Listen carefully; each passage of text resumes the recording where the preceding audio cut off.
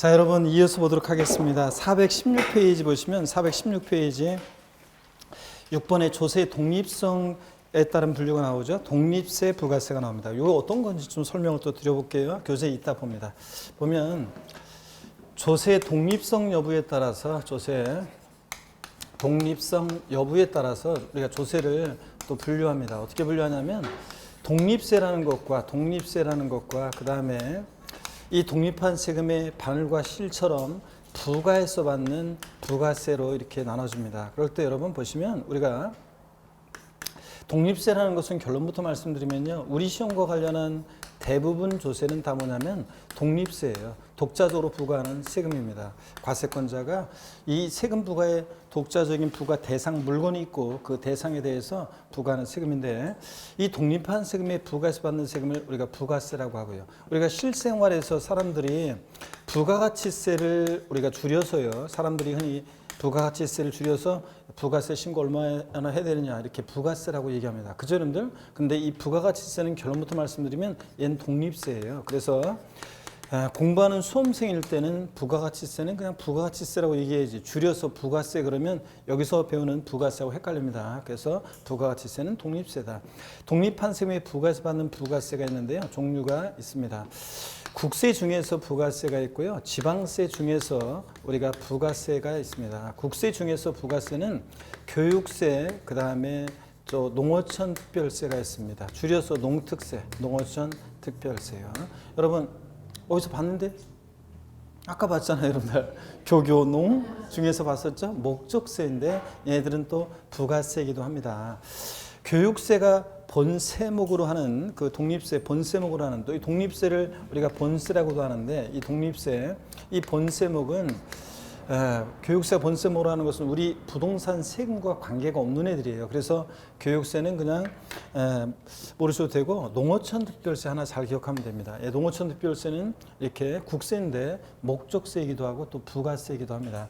지방세 중에서 독립한 세금에 부과해서 받는 세금이 있는데 지방교육세가 얘가 부가세입니다. 얘 어디서 봤어요 아까? 목적세에서 봤잖아요. 지방교육 재정으로서 부과되는 목적세인데 얘는 또 부가세이기도 합니다. 그래서 지방세 중에서 부가세는 이렇게 지방교육세가 이렇게 지방세 중에서 부가세예요. 무슨 얘기냐면 취득세 여러분이 부동산을 취득했어요? 그럼 취득세만 내는 게 아니라 법의 취득세와 함께 내야 되는 세금들이 정해져 있어요. 그래서 농어촌 특별세나 지방교육세 같은 것을 같이 내요. 어떤 수강생분은 취득세 낸 영수증을 들고 와가지고 교수님 제가 아파트 이번에 하나 샀는데요. 근데 농어촌 특별세는 없는데요. 이렇게 하는 분이 계시는데 농어촌 특별세가요. 국민주택 규모 이하의 주택을 취득할 때는 농특세가 비과세돼요. 그래서 과세되지 않기 때문에 그런 거고 공부하는 수험생일 때는 그건 신경 쓰지 말고 그냥 취득세 낼 때 농어촌 특별세와 지방교육세를 함께 내요. 여러분 집에 가셔서 재산세 납세 고지서가 있으면 재산세 납세 고지서를 보시면 여러분들이 재산세만 내는 게 아니라 그 부가세로서 지방교육세를 같이 냈어요. 여러분들이. 그래서 이런 세금들을 부가세라고 합니다. 어떤 독립한 세금 받을 때 부가해서 받는 세금 부가세라고 하는데 그럴 때 이 농어촌 특별세와 지방교육세는 보세요. 이 농어촌 특별세하고 지방교육세는 얘는 보니까 농어촌 특별세, 지방교육세 특히 얘네들을 항상 보시게 되면 여러분들이 조세 총론 공부할 때는 반사적으로 이걸 좀 떠올려야 돼요. 얘네들의 족보를 좀 떠올려야 되는데 네 집 자식이냐 이거 족보요. 예전 그 어떤 마을에 어른들이 모여서 마을 입구에 아름드리 나무 아래 평상이 있고 그 평상에 모여서 담소를 나누고 있습니다. 어른들이. 근데 그 앞을 그 마을의 젊은 애가 지나가면서 어른들 보고도 인사도 안 하고 그냥 씩 지나가요. 그러면 어른들이 뒤통수에 대고 한마디씩 합니다. 아유 저거 감나무집 저거 셋째 아들인 것 같은데 싸가지 되다셨구나 바로 나오잖아요. 그런 것처럼 자 농어촌 특별세를 보면 항상 뉘집 자식이냐 족보예요. 얘는 국세고요. 그 다음에 또 교교농 목적세고요. 또 그 다음에 얘는 독립한 세금에 부가해서 받는 보다 부가세입니다.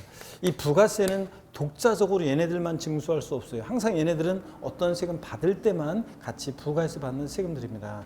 그 다음에 지방교육세는 뉘집 자식이냐 그러면 지방세고요. 지방세고 또 그 다음에 목적세고요. 또 그 다음에 부가세인 그런 세금입니다. 그래서 항상 조세 총론 공부할 때 농어촌 특별세하고 지방교육세를 보시게 되면 족보를 반사적으로 떠올립니다. 농어촌 특별세는 네 집 자식이다. 국세고 목적세고 부가세입니다. 안 따르면 안 된다고 내가 분명히 그랬는데 여러분들 수업 시간에 자 그래서 가만히 그냥 다소곳이 계시는 게 미덕이 아닙니다. 자꾸 따라서 하셔야 됩니다, 여러분들. 그래서 농어촌 특별세는 네 집 자식이냐? 국세고 목적세고 부가세입니다. 지방교육세는 네 집 자식입니까? 지방세고 목적세고 부가세입니다, 여러분들. 꼭 이렇게 해서 이걸 족보를 돌리셔야 되고요. 그럼 교재를 한번 보겠습니다.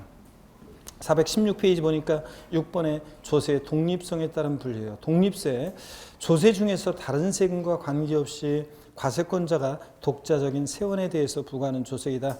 부가세를 제외한 우리 시험과 관련한 대부분 조세는 다 뭐라고요? 독립세입니다. 자, 부가세 양가로 2번 봅니다. 다른 세금에 부과하여 과세하는 조세로 밑줄입니다. 국세 중에서는 교육세와 농어촌 특별세, 지방세 중에서는 뭐요? 지방교육세가 해당합니다. 밑줄이요. 그리고 참고로 나와 있는데 나중에 이제 1월 달부터는 이 부동산 관련한 5개 독립세, 본세목과 그에 부과해서 받는 세금이 어떤 건지 그 부가세 짝을 여러분들이 외우셔야 돼요. 근데 오늘은 눈으로 한번 보고 갈게요. 취득세 납세의무자는 취득세만 내는 게 아니라 부가세가 정해져 있는데 농어촌 특별세와 지방교육세가 부가세로 부과되고요. 등록면허세 납세의무자는 등록면허세 부가세로서 지방교육세를 함께 냅니다. 그런데 감면받은 게 있을 때는 또 감면받은 세액의 부가세로서 또 농어촌 특별세가 부과되기도 합니다. 취득세는 감면받은 게 있든 없든 농어촌 특별세, 지방교육세인데 등록면허세는 감면받은 게 없을 때는 지방교육세만 부과되고 감면받은 게 있을 때만 지방교육세와 농특세가 같이 부과됩니다. 재산세 부가세는 지방교육세가 부과되고요. 종합부동산세 부가세목은 농어촌 특별세가 부가세로 부과됩니다. 시험에서 이걸 뒤바꾸는 거예요. 재산세 부가세목으로서는 부가세는 농어촌 특별세가 부과된다. 아닙니다. 재산세 부가세는 뭐다? 지방교육세가. 그리고 자, 종합부동산세는 농어촌 특별세가 부과되고요. 양도소득세는 납부세액의 부가세목은 원칙 없어요. 그래서 여러분 원래 양도소득세 같은 소득세는 있잖아요. 양도소득세 같은 양도소득세는 원래 납부세액의 부가세목은 양도세를 낼 때 원칙적으로 납부세액의 부가세목은 없어요. 부가세목이 없습니다. 근데 감면받은 경우만 감면받은 것이 있을 때만 감면받은 세액이 있을 때만 농어촌 특별세가 감면받은 세액의 20%로 이제 부과돼요. 그래서 원칙적으로 양도세 납부세액의 부가세목은 없다는 거예요. 이런 것들. 자, 나중에 이제 자세히 다음 순환부터 이제 1월, 2월 과정에서는 자세히 이제 또 배우게 됩니다. 오늘은 어떻게 부가세가 어떤 건지 말 뜻을 용어를 이해하시고 부가세 종류를 오늘은 알고 가시면 되겠습니다. 자, 그래서 농어촌 특별세, 국세고 목적세고 부가세고 지방교육세 네 집 자식이냐 지방세고 목적세고 부가세다. 이런 정도 오늘은 알고 가시면 되겠습니다. 부가세 이해하고 가면 돼요. 자, 그러면요, 여러분. 우리가 지금 조세 분류를 통해서 뭐 이런 것들을 배웠어요. 왜 조세 분류를 공부하냐면요. 우리가 강론에서 공부하게 될 주요 부동산 세금들의 특징, 성격을 파악하기 위해서 조세 분류를 공부했습니다. 한번 볼까요, 여러분들? 우리 시험에서 중요한 5개 세목, 취득세, 등록면허세, 재산세, 종합부동산세, 양도소득세 있잖아요. 얘네들을 성격, 특징을 파악하기 위해서 우리가 공부한 거예요. 자, 그럼 한번 볼까요? 얘네들 5개 주요 세목은 여러분이요. 직접세입니까? 간접세입니까? 얘네들 5개 주요 세목은 뭐예요? 직접세라고 했습니다. 납세 의무자와 세금 부담하는 사람이 일치해 불일치해? 일치합니다. 납세 의무자가 세금 부담을 다른 사람에게 전가시킬 것을 예상하고 있는 세금, 간접세. 어떤 게 간접세라고 했어요? 부가가치세 같은 게 간접세고 5개 주요 세목은 다 직접세입니다. 그러면 이 5개 주요 세목은 여러분 보통세입니까? 목적세입니까? 5개 주요 세목은 목적세의 보통세예요. 보통세입니다. 사용 목적 특정되어 있지 않고 국가나 지자체의 일반적인 운영 경비에 충당합니다. 그죠? 사용 목적이 특정되어 있는 세금을 뭐라고 해? 목적세. 어떻게 외웠어요? 교교, 농, 찌. 얘네들만 목적세고 나머지는 다 보통세입니다. 그 다음에 5개 주요 세목은 여러분요. 얘네들은 종가세예요, 종량세예요. 네? 종가세입니다. 가액과 금액에 따라 세금 계산되는 종가세고 종가세일 때는 세율이 정액세율이 정도예요? 정율세율이 정도예요? 그렇죠. 일정한 비율로 정율세율이 적용된다고 그랬습니다. 그 다음에 5개 주요 세목은 여러분요. 5개 주요 세목은 독립세예요? 부가세예요? 독립세입니다. 독자적 부가는 독립세입니다.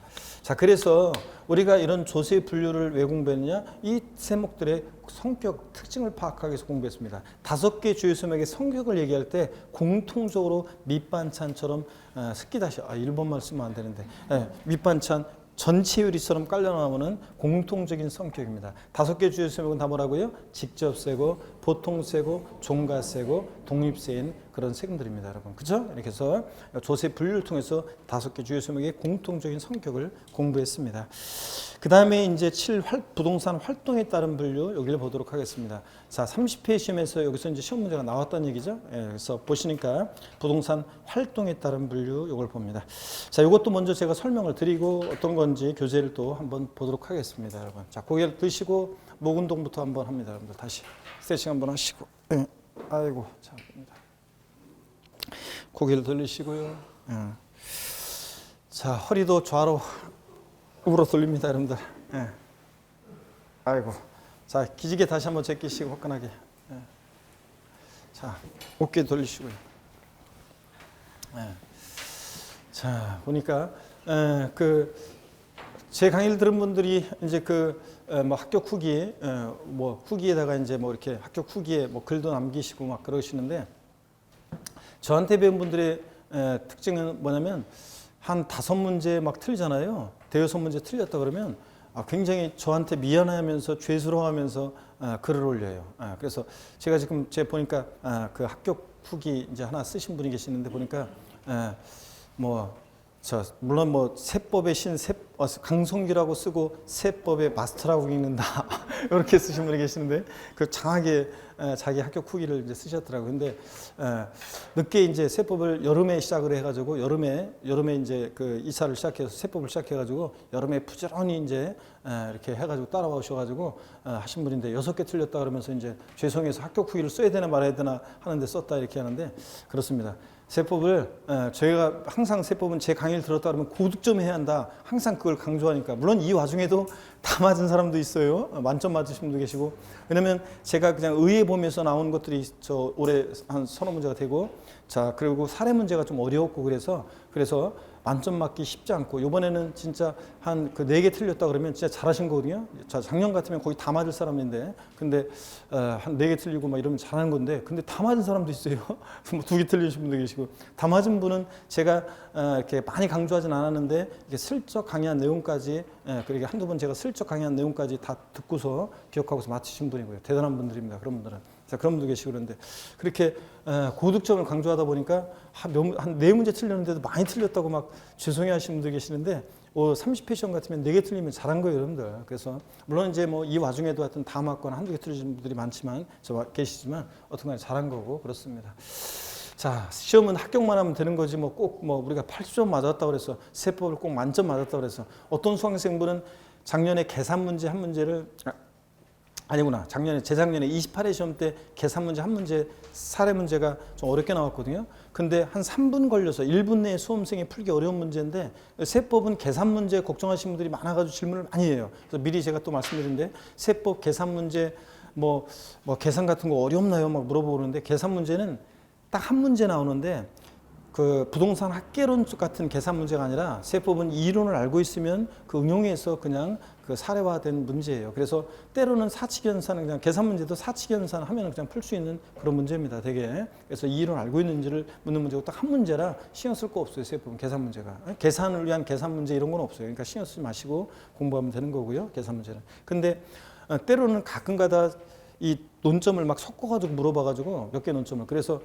시간 내 1분 내 풀기 어려운 문제를 왜 출제하냔 말이죠. 그런데도 출제하는 경우가 있는데 그럴 때 어떤 수강생분이 28회 시험 때 한 3분인가 4분 걸려서 그 문제를 끝까지 다 풀었어요. 그래서 맞췄다고 하더라고요. 그래서 쉬운 거에서 오히려 시간이 없어가지고 실수해가지고 2문제인가 그 당시 28회 시험 때 한두 문제 틀렸어요. 그런데 그 수강생 제가 그랬어요.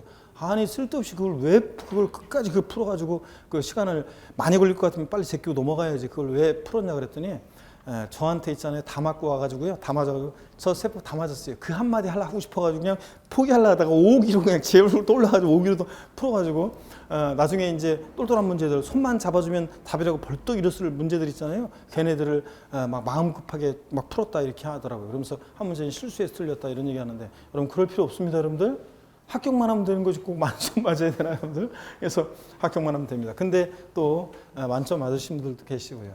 유일하게 만점 맞을 수 있는 과목이 세법이죠. 자, 어떤 간에 우리가 세목들 주요 특징을 공부했고 이제 부동산 활동에 따른 분류 한번 보겠습니다. 이게 30회 시험에 나왔어요. 이게 지난 30회 시험에 나왔던 건데 우리 부동산 세법이잖아요. 그래서 부동산을 취득할 때 내는 세금이 어떤 거고 그 다음에 부동산을 보유 이용 시에 부과되는 세금이 어떤 거고 또 팔 때 내는 세금이 어떤 거냐 이걸 중심으로 우리 시험 문제가 출제되고 또 공부를 합니다. 그래서 우리 부동산 세법이잖아요.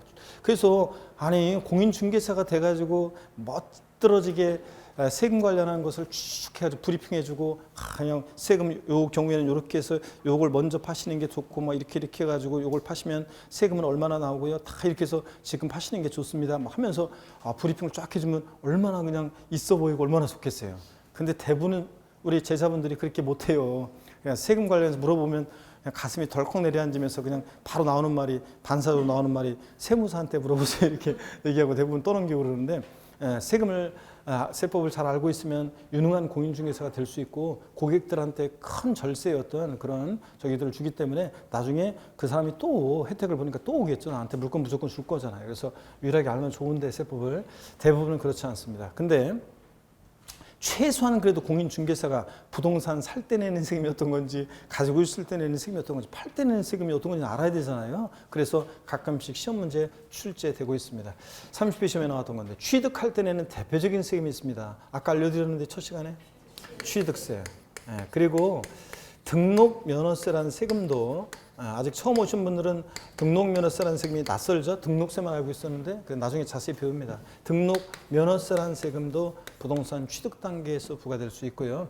더 많이 있지만 또 상속세, 증여세 있죠. 얘도 상속세나 증여세도 부동산 취득할 때는 대표적인 세금입니다. 보세요.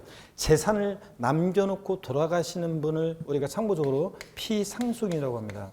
이 피상속인 사망을 통해서 재산이 무상으로 이전될 때 그 무상 이전 받는 사람을 뭐라고 합니까? 상속인. 그래서 무상 이전 받는 상속인이 납부하는 세금이 상속세예요. 그러면 부동산을 돌아가신 분이 부동산을 남겨놓고 돌아가셨어요? 그러면 상속인은 피상속인 사망을 통해서 부동산을 무상으로 취득할 때 뭘 내는 거예요? 취득세 내잖아요.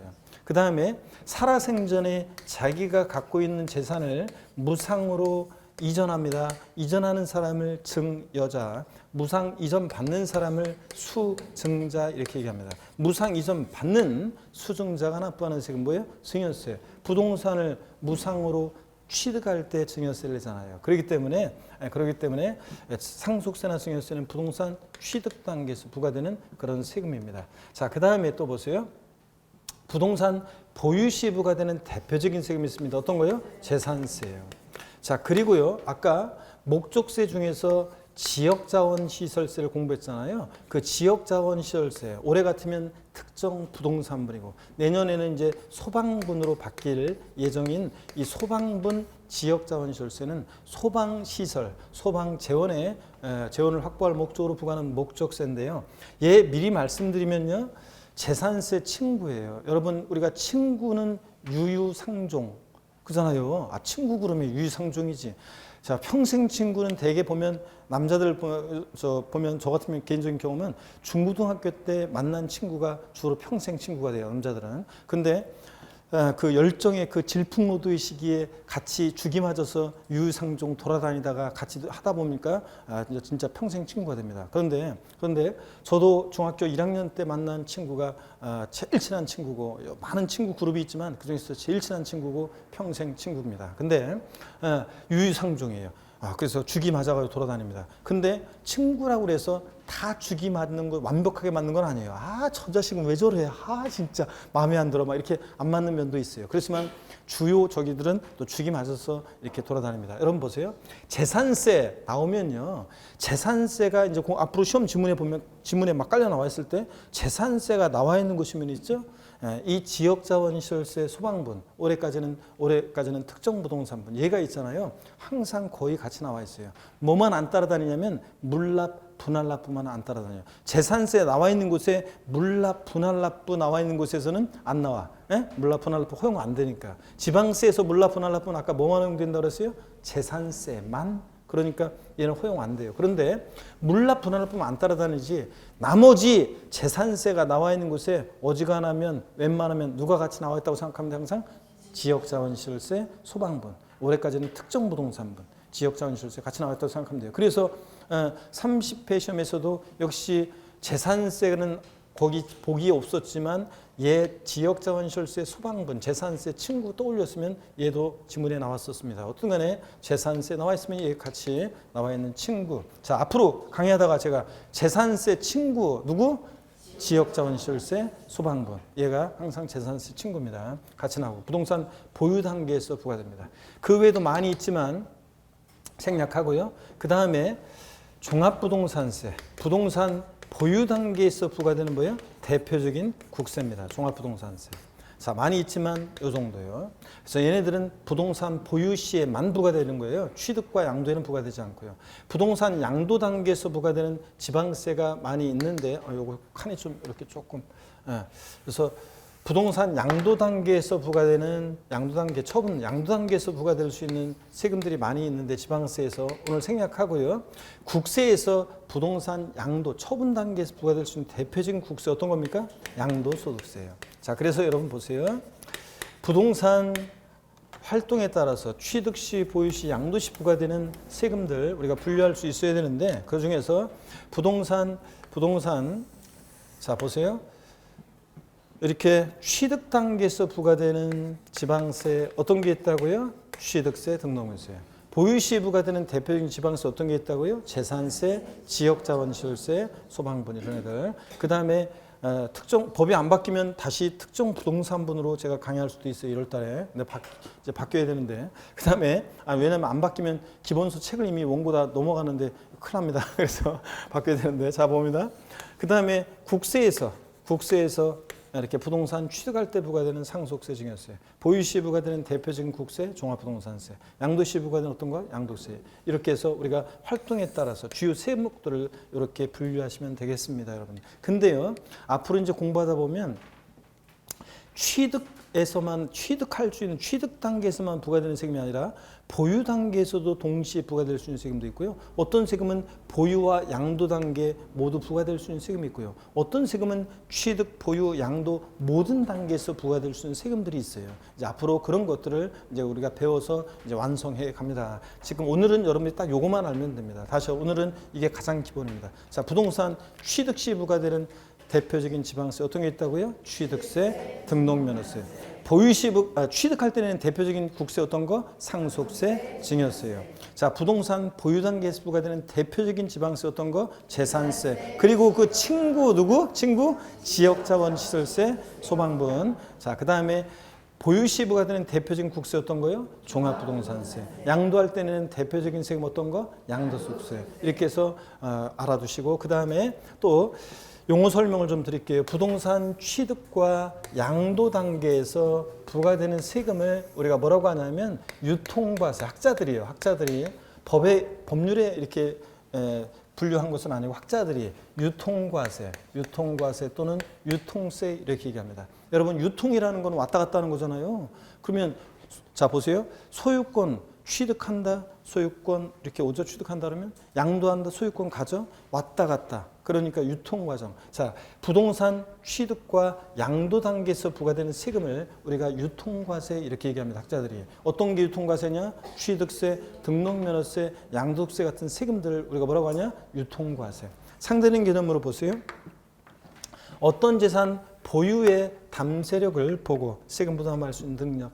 담세력을, 보유의 담세력을 보고 부과하는 세금을 우리가 뭐라고 하냐면 보유과세 이렇게 얘기합니다. 보유과세.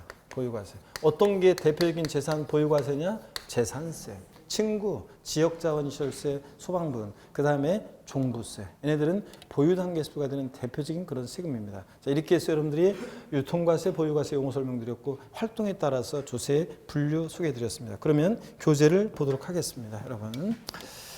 자, 416페이지 보니까 7번 부동산 활동에 따른 분류. 그래서 부동산 경제 활동에 따라서 취득과 보유, 양도 과정에서 과세는 조세로 분류한다. 이때 취득과 양도에 관련한 조세를 뭐라고 한다고요? 유통과세.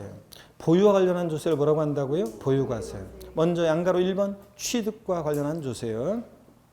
부동산 취득 과정에서 과세된 조세로는 오늘은 밑줄은 취득세 밑줄, 등록면허세 밑줄이요. 그리고 나머지 애들은 지금 신경 쓸 거 없어요. 그리고 상속세, 증여세 밑줄이요. 자, 취득 단계에서만 부과되는 세금입니다. 나머지 애들은 동시 부과되는 세금들이에요. 그래서 그 동시 부과될 수 있는 세금들을 나중에 배울 거고요. 보유 봅니다. 양가로 2번. 부동산을 보유하면서 사용 수익 과정에서 과세되는 조세로는 재산세 밑줄이요. 그리고 층구, 지역자원시설세 밑줄. 자, 그리고 그 줄 중간에 종합부동산세 밑줄이요. 자, 얘네들은 보유 시에만 부과되는 대표적인 세금이고 나머지 애들은 동시 부과되는 애들이라 신경 쓰지 마시고요. 지금 417페이지 양가로 3번 양도 단계에서 부과될 수 있는 세금.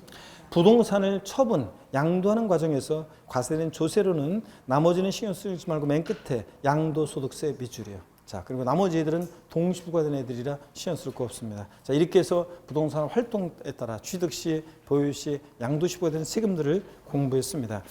03번 417페이지 보니까 조세의 정의가 나오는데요. 여러분들 그냥 읽어보는 거예요. 한번 여기 조세 용어 정의를 읽어보는데 용어를 모르겠으면요 굳이 그걸 가슴에 느끼려고 할 필요가 없어요. 여러분 느껴지지가 않아요. 처음에 공부할 때는 낯선 정보들은 느껴지지가 않아요. 제가 있잖아요. 저는 개인적인 경험으로 법 들어간 거 있죠. 법자 들어간 거, 법과 관련한 것은 평생 이제 그 20살 이후로 법과 관련해서 공부하고 그러다 보니까 어떤 책이든 어떤 뭐든 법과 관련한 것은 내용이 어떤 내용이든 그냥 금방 쉽게 흡수가 돼요. 그런 데 있죠. 근데 그리고 들어도 잘 안 잊어먹고요. 잘 흡수가 돼요. 근데 IT 관련한 그런 지식들 있잖아요.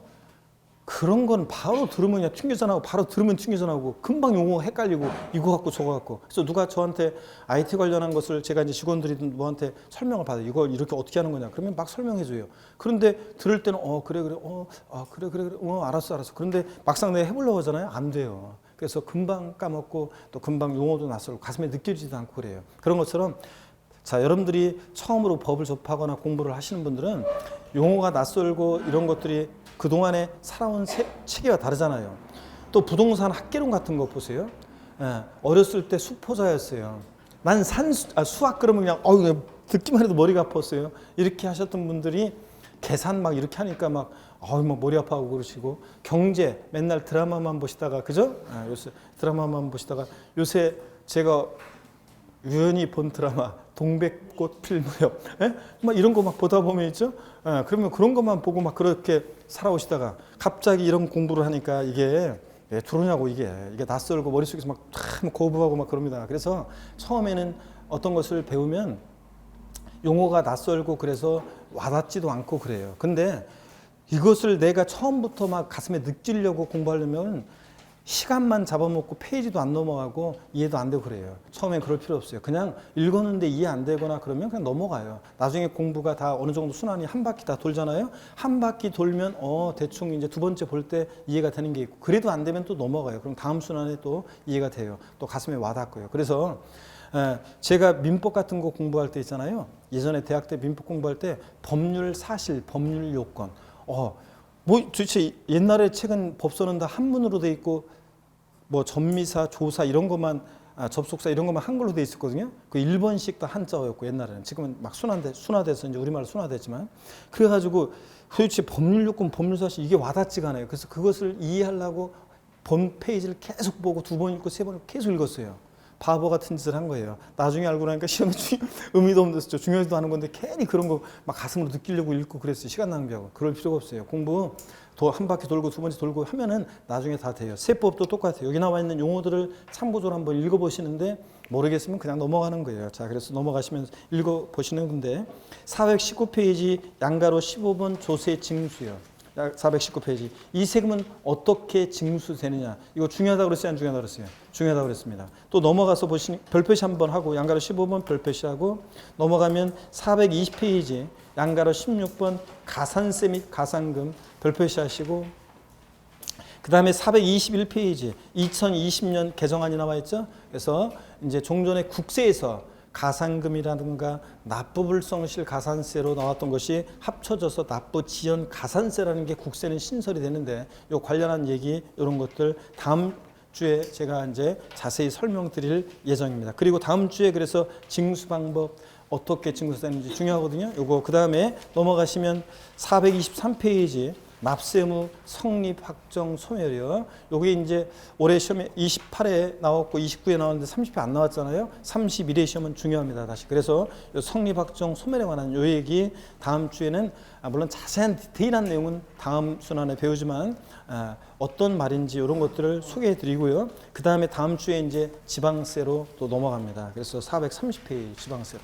자, 이렇게 해서 여러분들 다음 주에는 이렇게 지방세, 취득세 관련 앞부분 특징들을 또 소개해 드릴 예정입니다. 용어 설명도 또 드릴 거고요. 다시 오셔가지고 오늘 진도는 일단은 여기까지인데 다만 이제 제 강의 일정 앞으로 어떻게 강의할지 이런 것들 또 좀 소개를 해드리겠습니다. 자, 그래서 잘 봅니다, 여러분들. 네, 저를 보세요, 여러분들. 그 전에 제가 아까 그 말씀을 드렸는데 제가 가끔씩 이제 그런 게 있습니다. 강의에 어떤 때는 제가 제 개인적인 얘기를 하는 것 같은데 어떤 수강생은 이런 수강생이 있어요. 제가 수업 시간에 예를 들어서 아까 제가 어떤 대구의 어떤 수강생의 에피소드 얘기해 드렸잖아요. 어떤 수강생들의 에피소드도 얘기해 드리기도 하지만 또 어떤 때는 또 연상기법, 암기를 위해서 어떤 기억을 위해서 연상기법 코드를 심어놓기 위해서 제가 어떤 스토리를 얘기를 해요. 그냥 어떻게 보면 왜 개인적인 얘기를 하지 수업 시간에 그런 것 같은 얘기를 해요. 그런데 그게 이제 그냥 하는 얘기가 아니라 대부분의 얘기들은 그냥 제 수업 시간에 이 귀중한 시간에 제가 쓸데없는 개인사 얘기하고 농담하고 그러겠어요.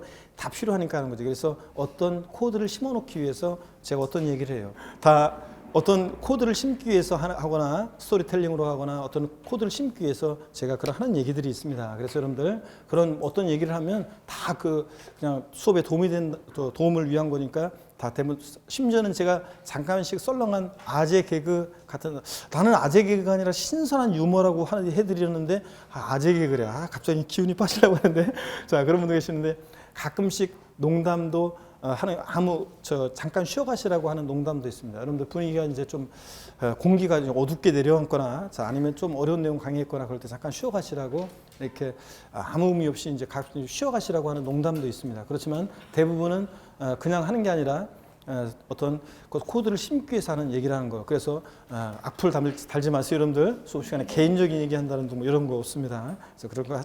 자, 그렇고 그 다음에 가끔씩 또 제 강의 특징이 어떤 거냐면 시를 가끔씩 시 한 편씩 읊어드려요. 세법 그러면 수강생들이 너무 선입견이 강해요. 세법은 막 계산 문제, 세금 계산 막 복잡하게 계산하고 세법 그러면 대부분 세금 막 어렵고 막 복잡할 것 같고 그래가지고 선입견을 너무 많이 갖고 와요. 그래서 세법은 원래 방대하고 어렵고 그렇습니다. 그렇지만 우리 부동산 세법, 중개사 시험에서 나오는 부동산 세법은 민법적인 지식 또 민법적인 지식이 필요해요. 민법을 알아야 돼요. 또 공법도 알아야 되고요. 공시법적인 지식이 또 있어야 돼요. 그래서 제가 어떤 내용들은 1, 2월 달이 돼도 강의를 안 하고 넘어가요. 3, 4월 달이 돼야지 강의하는 게 있고 어떤 내용은 5, 6월 달 돼서야 비로소 강의하는 내용이 있어요. 그럼 수험생들 중에 아까 어떤 분들은 이거 왜 그냥 건너뛰고 넘어가냐 이거 설명 안 해주고 그러는데 다 그럴 만한 이유가 있어서 차근차근 가는 거예요. 어떤 내용은 민법을 배워야지 배우면 양도담보라고 하는 게 나와요. 그러면 양도담보가 우리 세법에 나와요. 그러면 양도담보 목적으로 이전했을 때는 양도세가 부과되지 않거든요. 그러면 양도담보라는 걸 내가 수업 시간에 세법 시간에 양도담보를 연락해서 설명하면 의미가 없는 일이에요. 저는 결론만 알려드리면 되는 거예요. 양도담보가 뭔지는 민법에서 배우고 와야 돼요. 그 다음에 뭐 변경 등기 같은 거 이런 거요. 그런 것들은 여러분들이 공시법에서 배우고 오면 제가 이제 그 결론만 세법에서 결론만 알려드리면 되는 거예요. 그래서 민법적인 지식, 그래서 1, 2, 4를 다 같이 공부하는 게 좋은 거예요. 그래서 이런 것들 1, 2, 4를 다 같이 공부하면 여기서 배운 내용들이 모아져서 세법에서 막 나오니까 그런 것들을 모아서 이제 여러분 지식이 깔려 있을 때 제가 이제 결론적인 세법적인 걸 설명하면 훨씬 더 쉽고 이해가 잘 되기 때문에 그래서 나중에 이제 시기에 맞게 제가 강의를 합니다. 그래서 그런 거. 그 다음에 그래서 세법에 대한 선입견도 많고 어렵다고 생각하고 그래서 가끔씩 여러분들 그걸 중화시키기 위해서 또 힘내시라고 시를 한 편씩 읊어드려요. 시를 한 편씩. 근데 제가 우연히 예전에 있어 제가 강의할 때 우연히 시를 한 편 수업 시간에 그냥 제가 바로 직전에 수업 들어오기 전에 읽었던 시가 너무 좋아가지고 제가 수업 시간에 읽어드렸는데 저는 그냥 읽고 그냥 지나갔죠. 그런데 나중에 어떤 수험생이 시험 끝나고 합격점에 저한테 와가지고 그러더라고요. 교수님, 제가 언제 읽어드렸던 그 시 있잖아요. 그거 제가 힘겨운 날에 그 시 딱 듣는 순간 눈물이 그냥 핑 돌고 눈물이 줄을 흘렀어요. 그 시를 통해서 힘들 때마다 읽으면서 제가 힘을 냈어요. 그러더라고요. 제가 그냥 충격이었어요. 나는 그냥 내가 좋아서 한번 읽어준 것 뿐인데 그렇게 용기가 됐다니. 그래가지고 그 다음 해부터는 계속 있죠. 좋은 시 막 읽었던 거 시 찾아가지고 요 타임 되면 요거, 요 타임 되면 요거 가끔씩 시 한 편씩 읊어드리고 있습니다. 그래서 그 시 읽을 때도 왜 수업 시간에 수업은 안 하고 강의는 안 하고 시를 읽어주냐 그러지 말고 그냥 편하게 그냥 그럴 때 한번 듣고 이렇게 쉬어가시면 되겠습니다. 그래서 오늘 그 시 중에 그 어떤 수강생분이 힘겨운 날에 제가 그랬죠? 아까 말씀드렸어요. 때로 공부하다 보면 우리가 이게 한두 달 공부하고 많은 그 시험이 아니잖아요. 여러분 이제 입동이 시작되는데 가을에 여러분 만추에 여러분 만나는데 겨울이 깊어지겠죠? 겨울이 지나고 새봄이 오고요. 그 다음에 그 새봄의 파릇파릇한 새싹들이 무성해지면서 꽃이 피고 꽃이 지고요. 무더운 시련의 여름을 견디고 다시 여러분 가을이 될 때까지 이 공부를 하셔야 돼요. 네? 초반에 공부 열심히 해놓고 한두 달만 쉬어보세요. 다 까먹고 이 시험용 공부는 금방 다 날아가 버려요. 그래서 사계절을 여러분 공부를 하셔야 되는데 그러다 보면 집안에 무슨 일이 안 생기게 되는데 집안에 아픈 환자가 생기거나 무슨 아무리 남편의 사업이 안 좋다거나 애들한테 무슨 일이 생기거나 그러면 공부를 바로 못 하잖아요. 그래서 아무 일이 없어야 되고 집안도 편안하지만 또 하다 보면 여러 가지 내 개인적으로도 그렇고 여러 가지 공부한다고 했는데 안 나와. 같이 학원에 왔는데 얘는 그래도 보니까 점수가 올라가는 것 같은데 나는 얘보다 못한 것도 없는데 진짜 한다고 했는데 점수도 안 올라오고 막 그렇습니다. 정체되는 시기가 와요. 자, 그럴 때 이거 공부해야 되나 말아야 되나 갈등도 생기고 여러 가지 힘겹고 그런 갈등의 순간이 옵니다. 그럴 때 여러분들 힘내시고요. 아까 얘기했어요. 이런 여러분이 겪는 갈등, 처음에 세법을 들었더니 아이고 무슨 말인지 낯설고 하나도 모르겠다 그런 느낌이 들고 다 막막한 그런 느낌들을 작년에 합격한 합격의 선배들도 다 그런 과정을 거쳐서 합격했다는 것만 알아두시고요. 자, 어떤 수강생분이 눈물을 주르르 흘리면서 자, 힘겨운 날에 그러면서 용기를 얻었다 그런 시가 있다고 그랬었잖아요. 그 시 하나 여러분께 오늘 첫 시간에 한번 읊어드리도록 하겠습니다. 흔들리며 피는 꽃, 여러분 잘 알고 계시는 것인데 흔들리지 않고 피는 꽃이 어디 있으랴. 이 세상 그 어떤 아름다운 꽃들도 다 흔들리며 피었나니 흔들리면서 줄기를 곧게 세웠나니 흔들리지 않고 가는 사랑 어디 있으랴. 젖지 않고 피는 꽃이 어디 있으랴. 이 세상 그 어떤 빛나는 꽃들도 다 젖으며 피었나니 바람과 비에 젖으며 꽃잎 따뜻하게 피었나니 젖지 않고 가는 삶이 어디 있으랴. 여러분들 흔들리며 피지 않고 없고요. 수험생들 갈등하지 않고 하는 수험생 없어요. 나중에 보면 모의고사 점수 학원에서만 1등 나와요. 평균 막 7, 80점씩 나와요. 그래도 그런 수험생들은 고민 하나도 없을 것 같죠? 어떤 고민을 한자요? 모의고사에서만 이렇게 잘 나오다가 실전에서 나 떨어져가지고 개망신 당하는 거 아니야? 그런 생각 때문에 잠이 안 와요. 여러분, 점수 잘 나오는 사람은. 그래서 항상 누구나 다 똑같은 갈등하면서 합격한다는 거 아시죠, 여러분들? 포기하지 않고 이 자리를 끝까지 지키면 합격합니다. 세법, 우리 여러분 합격률을 자꾸 물어보시는 분들이 많은데 합격률은요. 전체적인 합격률은 10% 정도밖에 안 돼요. 10몇 프로, 10%. 전체 응시생에. 근데 학원 합격률은 어떠냐고요? 학원 전체로 따지면요. 대개 어느 학원이나 비슷비슷해요. 학원은 40% 정도 내외로 합격합니다. 근데 그렇죠? 그러면 제가 항상 얘기합니다. 그러면 합격 많이 못 하는데요. 그런데 여러분요. 근데 세법 시간에 9, 10월 달에 남아있는 그 얼굴들 있죠? 그 얼굴들의 합격률은 7, 80%입니다. 예? 아니, 나중에 보세요, 여러분들. 자, 9, 10월 달에 얼굴을 자세히 보라고 그래요, 제가. 얼굴 자세히 봐둬라. 그러면 이 얼굴의 7, 80%가 합격자 모임에 나옵니다. 그래서, 근데요, 합격률 높네요, 그러면?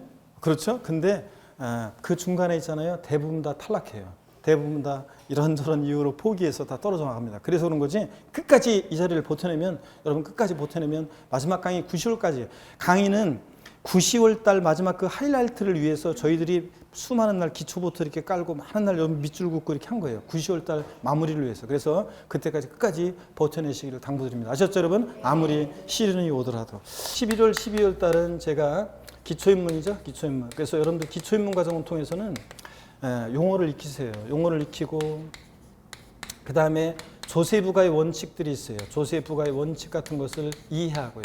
조세부가의 원칙을 이해하고 가면서 전반적인 세목들의 습을 한번 봅니다. 그 세목의 주요 특징들, 취득세는 어떤 세금이고, 재산세는 어떤 세금이고, 양도세는 어떤 세금이고, 이런 특징들을 파악하면서 여러분들이 11월, 12월 과정을 가요. 그래서 습을 한번 보면 돼요. 용어 익히면서. 그러면 이제 1월 달, 2월 달부터는 이제 기본서 과정이 들어가죠. 기본서 들어가서 기본서 이제 기본 이론이 들어갑니다. 그래서 여러분들이 이제 기본 이론을 통해서 세법의 가장 중요한 틀, 그 다음에 가장 중요한 이론들, 그 다음에 그래서 한 8문제 정도 해당되는 가장 기본적인 그런 내용들을 우리가 공부합니다.